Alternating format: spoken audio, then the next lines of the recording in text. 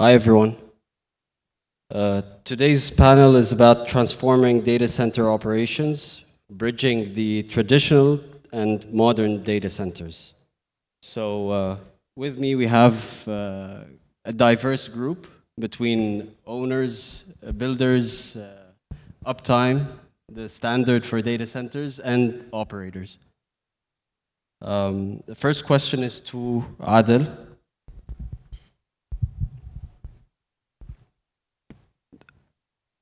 Between the traditional and modern data centers, what are the main changes or requirements that you're seeing when it comes to modern data centers?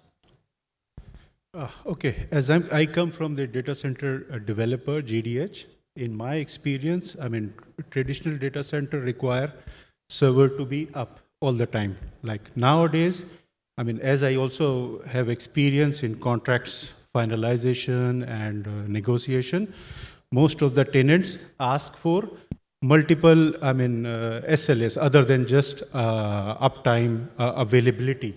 Like for instance, they ask us to comply with the I mean, incident notification, like in 10 minutes we have to notify them, and in next 30 minutes or 1 hour we have to follow up with them, and multiple reporting and RCA responsibilities are there as well.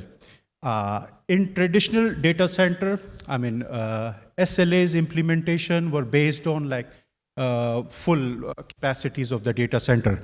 But nowadays, I mean, tenant also understand that as long as they are, I mean, impacted on a certain portion or zone or, I mean, data hall or racks, they agree to data center, I mean, developer, that the penalties or the SLA implication will be applied only to that certain portion. So nowadays, I mean, with the new transformation, data center, bigger capacities, both from the tenant side and from the data center developer, both are like finding a reasonable penalty implications to like move forward in this. Anyone would like to add anything on this? Majid, you? I mean, yeah, I mean, what you mentioned is clear. It might even become more and more challenging in the coming years with AI coming in the pictures, but I think we have some good question coming yes, up, I think, on this one. For the AI, I want to add that nowadays, I mean, all our customers, tenants request for a clause in the contracts that we have room for improvement. I mean, down the year, because we usually sign with the hyperscaler for 10, 15 years. So they want a clause in the contract that what happen if in down the year, 10 years, 15 years, if our technology become obsolete. So I try to put these clauses in the contract to ensure that we have room for improvement technologically by welcoming all these AI, digital, or whatever automation coming into the picture nowadays. Yeah, now we have a lot of focus as well, like what you guys are saying, on AI, automation, sustainability, and agility as well. So, Magid, from your side, what are you seeing when it comes to these requirements? What is most important? What's the focus on your clients? Well, there is a point which I discussed just with Adeno about AI, right? But one of the important points is about sustainability, right?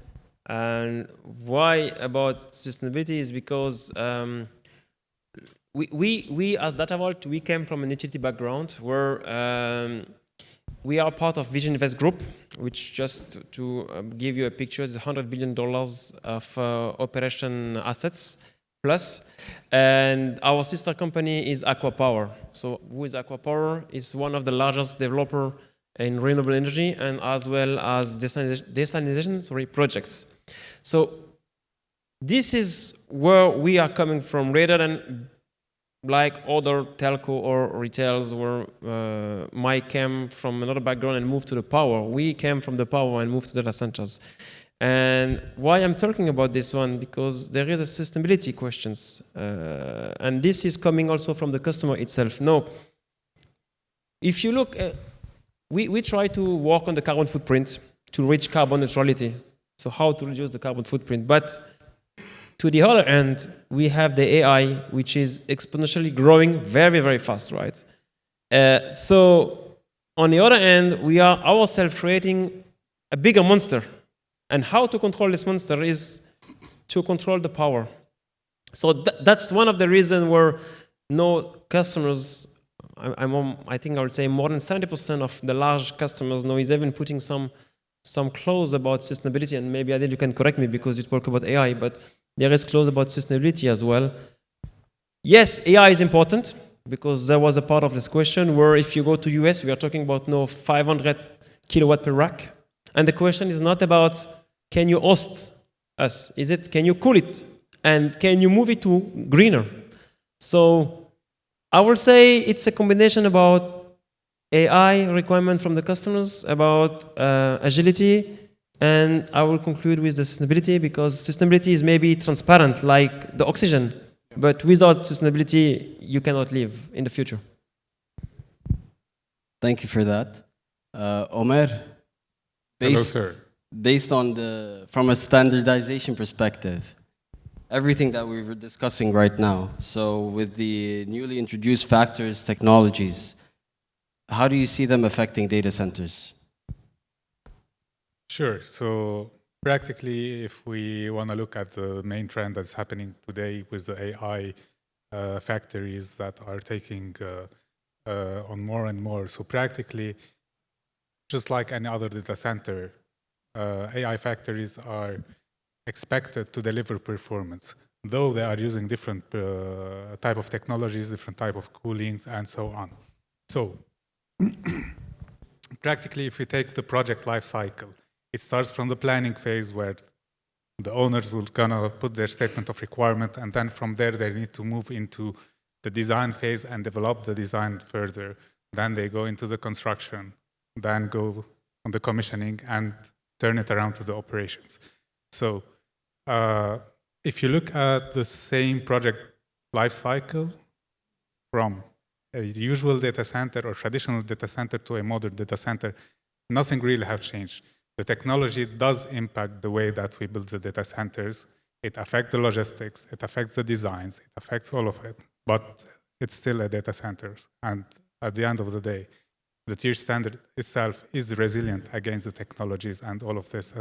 You can go for the normal certification when it comes to this type of data centers.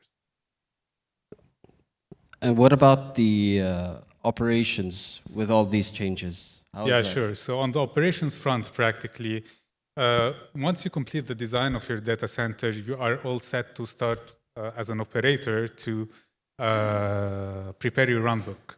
So your runbook will be based on the different technologies that you are being used, the manufacturer recommendations. You will require to develop the MOPs, SOPs, EOPs. Now, some new elements are coming in, for example, to be taken into consideration, for example, with liquid cooling that we have. For example, from capacity planning perspective, we're not only talking about kilowatts anymore, but also the weight of the installation that needs to be considered during the scalability that is going on, and so on. And practically, you have all of these coming together, and new technologies means new type of maintenances. New type of maintenance means different set of people with different set of skills and different type of trainings to be delivered on the people front as well. So this also goes back to the main element of the principles of the operations from proactive, practice, and informed. So I believe that we are also back to the same point somehow on the TSOS, Tier Standard of Operation Sustainability. So the excellence is there, independent of the technology that is there and the use of the data center. Thank you. Thank you for that. Well, as operations, what are you seeing the main differences or gaps between the traditional and modern? Basically, I will touch on each point that the gentleman here mentioned.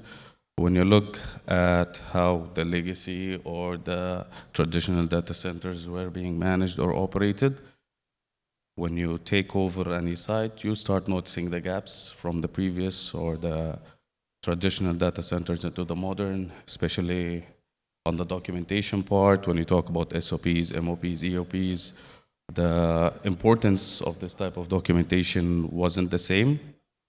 Now there is a lot of emphasis on these documentations. Everything is being digitalized, everything being monitored. The way the data center used to deal with this type of documentation changed drastically, especially when you look at studies that tells you how much the outages are affecting the data center, because 70%, let's say, around 70% is human error. And that goes back to not following correct procedures or not following the correct practices. Again, goes back to the lack of documentation on site.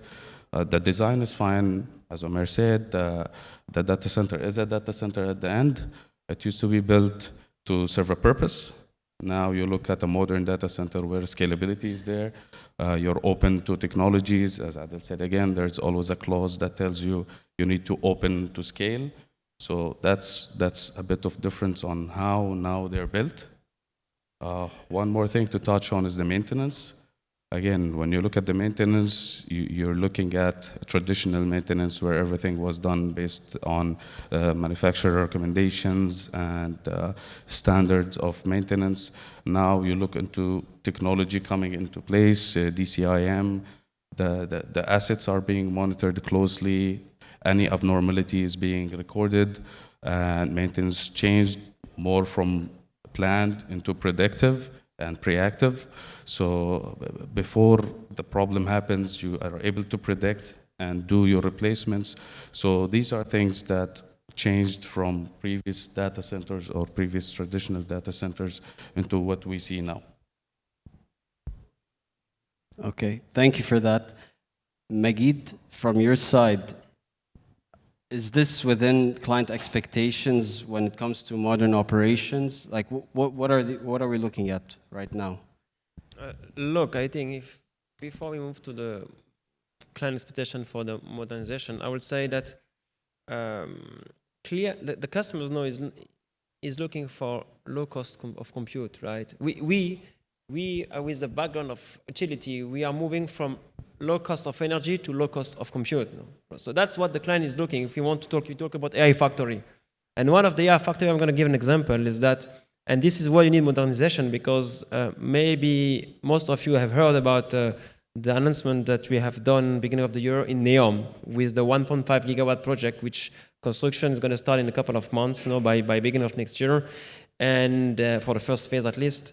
This is a combination. It's something unique where you're going to have wind power with solar power with green hydrogen. This in the same energy grid, right? Of course, you're going to have battery energy storage, so it will be a net zero data centers. On top of that, the cooling will be sea cooling. No, the question is that when you have this technology, you talk about new technology, right, Omer? You need to have the people skills as well, right? So you need to train the people to reach the modern operations. So we are doing program, but not only for Data Vault, for the segment, for the, I would say, the community itself, data centers, where we make partnership like in Saudi with EWA. We are also in Uzbekistan with a college to train and get these people ready for the operation. Why? Because you are not going to operate only the data centers. It's a complete ecosystem where you will have to operate about it. It's like if you want to make a race, you can rent a garage, or you're going to rent the space, or you can rent a complete Formula One pit crew, right? The pit crew will go, what they will do? They're going to monitor the data, look on the sensors to make sure the performance will be the most optimized one every second and to have great results. That's exactly the same when we move to modernization. Yeah, it's good that you're touching on the trainings as well, because now there's a huge demand as well for trained personnel with new set of skills. And what you're doing in Uzbekistan is a training facility for this.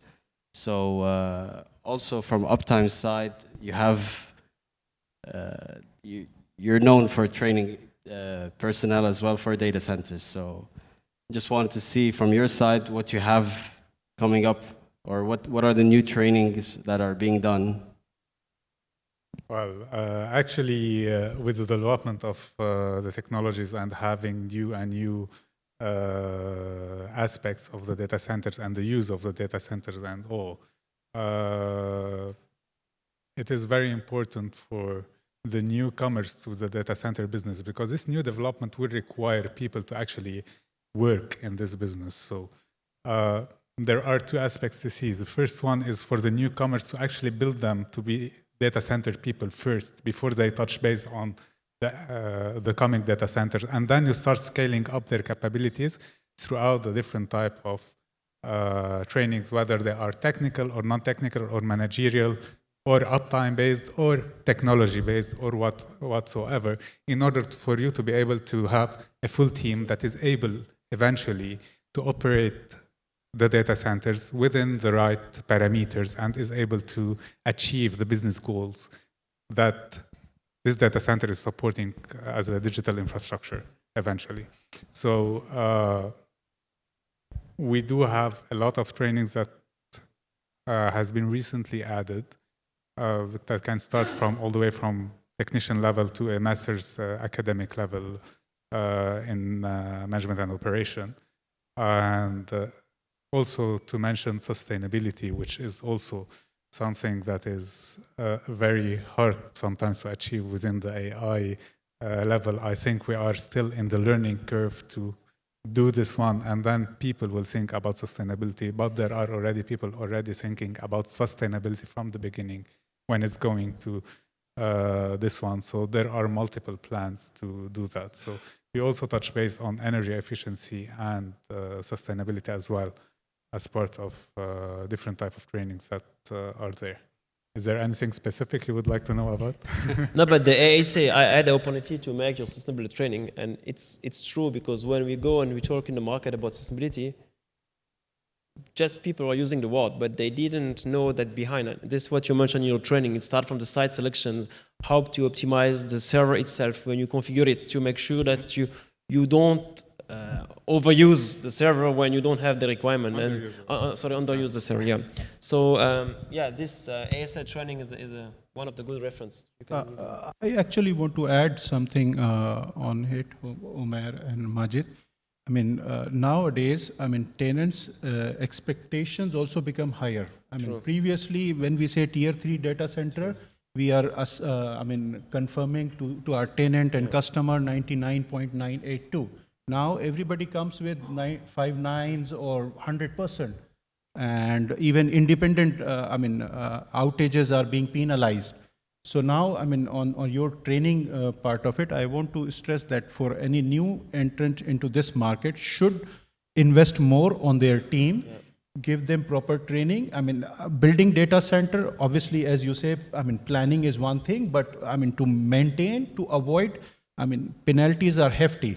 Like if you, if the data center is out for a day, you lose your margin for the year, right? So invest good amount of investment for your people and make sure that, they have the capacities to run your data center. I'm sure we have Avar right here on the stage. I think we saw them grow in the past 2 years, like from, I'm not have the numbers, but you are 150 plus people, right? Exactly. On the ground, so. Exactly. That's what Avar's been doing for good parts. I was going to add to that. Also, technology helped us as Avar personally to grow our team and train our team, because I would say in the past it was difficult to train the team on a scenario-based issues on site, but now with the technology happening and having access to certain technologies where you can do the test on the actual scenario, it gives you a more of a realistic test rather than waiting for an actual outage to happen or an actual breakout to happen for the team to be tested. So putting the team under this type of training and tests, in addition to, of course, uptime trainings, it helps us also ensure that our team is up to the mark and give also our clients, let's say, assurance that, the team can manage in case of any issues on site. To add as well, I wanted to talk about how the team on site, once the team also helps us maintain the efficiency on site. When we say the PUE in the past, it was 2 and above. Now we look at 1.5, 1.4. everyone is trying to reduce the PUE, so that's another additional input when it comes to the team. So as an example, for example, part of the efficiency, you have mentioned the PUE, which is what people mostly use in traditional data centers. But nowadays, for example, with all the new applications that comes in, the water-cooled systems and the water consumption, for example, you have another index that is rising as a star now, that is the WE. Okay. And carbon also, right? Yeah, the carbon emissions, actually, these fall more under the different scopes. So whether it is on your production or on your facility or with your third parties. So this is also an index to follow, and the net zero carbon that is happening. But for example, 5 years back, we were all talking about PUE all the time. Now we see that there are way more metrics that comes in due to the sustainability kick that is happening and due to the difference in the technologies that are being implemented and so on. So I just wanted to add to this practice.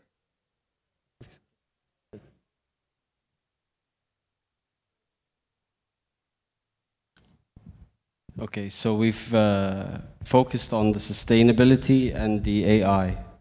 For automation, how do you see that helping out when it comes to operations? As I said, automation helps us in building a better maintenance scheme, trainings. So let's say even developing our own runbooks, it helps us because once a data center is up and running, you need to start running your runbooks, build documentation, but to ensure that this documentation is efficient and it will be able to, and it's sufficient to run your site, you need to test this type of documentation. So putting your runbooks under this type of stress, using automation helps you do that type of testing. So automation helps us in predicting any failures. It helps us in testing our documentation inside, being proactive rather than reactive, and reducing our unplanned maintenance 20 to 30%.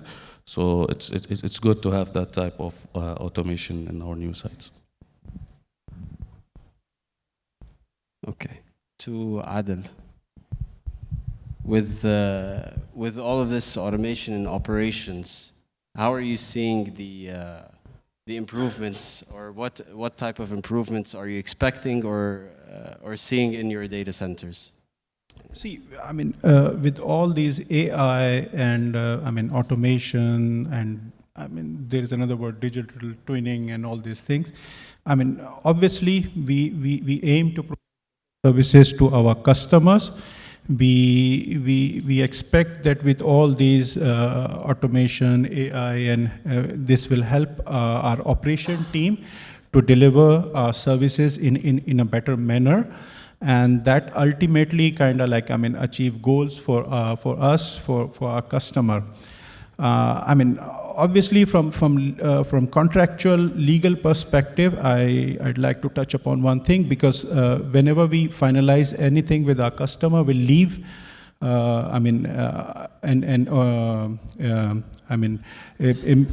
clauses for improvement, for addition of these in our future. Like, I mean, if there is a tech that is being developed, we leave a room for addition of these kind of implications. And I mean, obviously, we in most of our contracts, we have clauses that's kind of give us flexibility to be a benchmark on these AI and automation implications as per the regional whatever our peer or in the market standard and standardization being done with all our customers. So these are the things that we step. I mean, ultimately, we expect with all these additions, AI, automation, we all will, not only deliver our services in an efficient manner, but as Majid touched upon, sustainability will be there. I mean, while said like preemptive, with these AI softwares, we can now do predictive maintenances. These tools will ultimately help in efficiency, resilience, and overall improvement in the data centers. Thank you. Magid, Omer, is there anything you want to touch up on this? Frankly, when we need to talk about, it goes back to the way I studied. So we always go to the root and then we implement. So when you talk about automation in a data center, why automation has been introduced historically? Early on, the data centers were small in scale, so it was easy to operate and move forward. And then the bigger the scale is, the more complex the systems are. Automations play a big role into actually improving the capability of the operability of the data center. That's the first introduction of the automation coming in.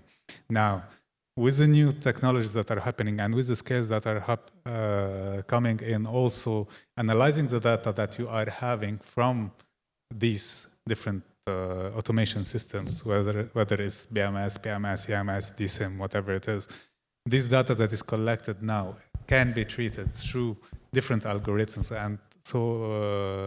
and AI capabilities in order for you to be able to predict and analyze trends and predict failures or predict issues that might happen or stuff like that, which actually bring us to the nice side of all of these developments that is happening. The misuse of these developments can be dramatic, but if it's used properly, I believe it could be really value added for the business and for human beings in general, practically. Yeah, and it's not only for you make predictive, it's true. I had the chance with Mohammed, right, and Tariq. We had, I think, more than half an hour panel one time just on the AI in operation, right, and how you can use the AI to optimize the cooling, how you can use the AI to optimize your power, right, when you talk about building management systems. So I think in terms of operation it helps, but also in terms of performance, if you want to you talk about PUE, if you want to reach lower PUE, but high efficiency means that you need to use this kind of technology in the future, definitely. Well, I think it will also help you do more with less. So True. When it comes to operations, you'll be able to manage your team in a different way, to coordinate and utilize these new technologies to fill in the gaps wherever they are. Well, it's not only about filling the gaps. When you look at some of the utilizers of these type of systems, especially DCIM, you go and see that 20 to 30% of these licenses go unused. Why? Because most of the team members are not trained to use these type of technologies. So again, touching on training, whenever you get any new system or a new technology, we need to ensure that the whole team gets trained, the team gets the know-how. We're closer to the vendors who are supplying these type of services. So as operators as well, we need to look into our contracts, understand how we can utilize these technologies to the max, ensure that we don't invest into something that goes unused at the end, because the goal is one: increase the efficiency, reduce the workload, reduce the outages, and using, I think Adel mentioned digital twins. A digital twin helps you to actually do the runbook, an actual test at modern data centers. You can see how the outages or human errors reduced by 30% because of these type of trainings that the people are getting. So you come to see how new technicians, engineers, operators on site are up to date. They know how to act. So legacy used to, let's say, focus on knowledge, people knowledge, which is, in my point of view, is the point of failure. So if that specific person is not available or that specific engineer is not on site that day, the other team members are not able to carry out a certain activity, or they don't understand how to manage a certain system due to lack of documentation regarding that system. Also retrofits, enhancements plans. When you come to study to make any enhancement on your site, If you don't have the basis of the documentations, it becomes very difficult for you to do any retrofits, add technologies, scale up into another phase. So looking into a legacy data center, there's a lot of limitations when you come to retrofit. Usually you just need to do a whole retrofit of the whole site. But nowadays, there's always room for more. We keep room for improvement. We keep room for enhancement. That as well is helping clients when it comes to their capital, how much they're investing in their data center. Okay. Thank you. Anyone else has anything to add on this? I mean, we didn't tag the regulatory, right? Because we spoke about different aspects, and I think regulatory is something very important. And why I'm opening this topic, Fadi, is because regulatory and sustainability is one for me. And I'll just give one example on one of our data center that we are building in Uzbekistan in middle of Tashkent city in the IT park, right? You cannot just bring the power like that. So working closely with regulators to be able to bring green energy from outside the city, we developed, for example, a system to track any single electron which came from the green energy and go to the data centers. So then you can add battery energy storage to make sure you reach a net zero data centers, right? So, and this is why regulatory and sustainability for me is a combination which is very important. Why? Because you can build your best car, right? But if you don't have the right infrastructures which go with the regulatory is there, the car will never leave the road, right? I mean, it will stay in your factory. So this is why it's very important to build data centers, but remaining in line with regulators and sustainability, and of course, any other aspect that guys you might highlight. But that's I wanted to put a topic on this one. Adil, you have something to add? Yes, Majid, one thing I want to understand from you, as you're coming from a utility background company, you said your company is powering up data center in Uzbekistan from green energy. Yeah.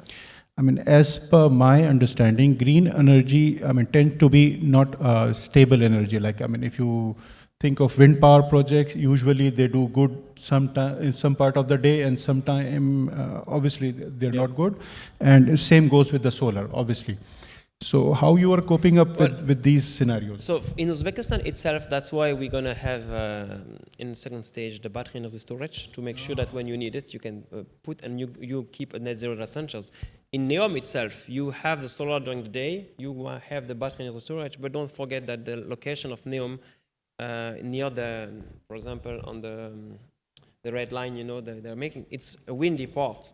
So you can generate just by the wind the power that you might require, and then you can have the green hydrogen as well. So that's how you reach the net zero. I mean, it's good that we are moving toward that. I mean, because as we started our discussion, the more rack capacities are going to increase, the more, I mean, carbon emission and footprints and also. Yeah, we need to, as a developer, as a stakeholder for this business, we need to do something for the sustainability about, I mean, powering up data center from natural resources, wind power, solar power projects to like not harm the environment. Yeah. Anything you want to add? Also, one more point on the different type of technologies that are being used with regards to storage of energy in order to be able to keep your data center running, like in off-peaks times and stuff like that. There's something called also peak shaving, because practically sometimes when you have an inrush of energies that you really don't need, you have a lot of bidirectional technologies now, from inverters to UPSs to stuff like that, that would actually return this to the grid. And then you can actually take it back. So the type of integration of renewable energy generation technologies goes all the way from the in situ and direct discharge and storage and actually grid connected type of those. So this is also one of the aspects when you can actually relieve yourself from the additional or get this additional at a different time back to you. Fadi, back at you. Great. I think that's all from our side, and we're right on time as well. So thank you, gentlemen, for your time.